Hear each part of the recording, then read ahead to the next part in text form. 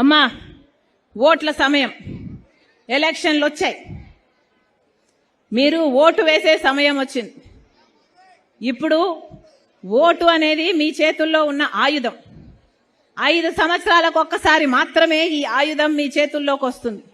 అందుకే ఆలోచన చేసి ఓటు వేయండి. ఓటు అనేది మీ జీవితాలను, మీ బిడ్డల భవిష్యత్తును నిర్ణయించేది. అందుకే చెప్తున్నాం, ఓటు అనేది మీ చేతుల్లో ఉన్న ఆయుధం. ఓట్లు వచ్చాయి కాబట్టి, ఎలక్షన్లు వచ్చాయి కాబట్టి అన్ని లీడర్లు వస్తారు, అన్ని పార్టీల లీడర్లు వస్తారు, డబ్బులు ఇస్తారు. ఏమా డబ్బులు ఇస్తారు? ఇస్తారా? డబ్బులు ఇస్తారు, తీసుకోండి. డబ్బులు ఇస్తే తీసుకోండి. ఏ పార్టీ వాళ్ళు ఎంత డబ్బులు ఇచ్చినా తీసుకోండి. శాండ్ మాఫియా అని మీ డబ్బులే సంపాదించుకునే మీకు ఇస్తారు. లిక్కర్ మాఫియా, మైనింగ్ మాఫియా మీ డబ్బులే మీకు ఇస్తారు. ఎవరు డబ్బులు ఇచ్చినా తీసుకోండి, ఎవరు ఎంత డబ్బులు ఇచ్చినా తీసుకోండి. కానీ ఓటు మాత్రం మీ ఆలోచన అయి ఉండాలి. ఓటు మాత్రం మీ ఆలోచన అయి ఉండాలి. మంచి పార్టీకి ఓటేయండి. ప్రజల కోసం నిలబడే వాళ్ళను మీరు ఎంచుకోండి.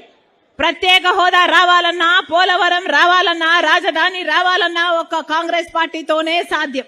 మీరు తెలుగుదేశం పార్టీకి అవకాశం ఇచ్చి చూశారు, వైసీపీ పార్టీ జగన్మోహన్ రెడ్డి గారికి అవకాశం ఇచ్చి చూశారు.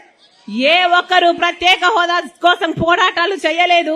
ఏ ఒక్కరు ప్రత్యేక హోదా కోసమైనా, పోలవరం కోసమైనా, రాజధాని కోసమైనా 10 ఏళ్లుగా ఒక్కరంటే ఒక్కరు నిజమైన ఉద్యమం చేసింది లేదు.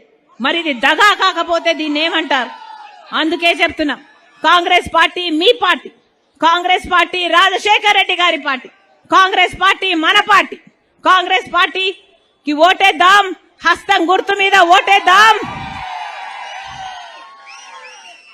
ఆంధ్ర రాష్ట్ర హక్కులన్నీ సాధించుకుందాం. ఆంధ్ర రాష్ట్ర హక్కులన్నీ సాధించుకుందాం. మరొక్కసారి ఇంతమందిగా రాజశేఖర్ రెడ్డి బిడ్డ వస్తుంది అని, చూడాలి అని, వినాలి అని, ఆశీర్వదించాలి అని మీ పనులు మానుకొని నా కోసం వచ్చారు.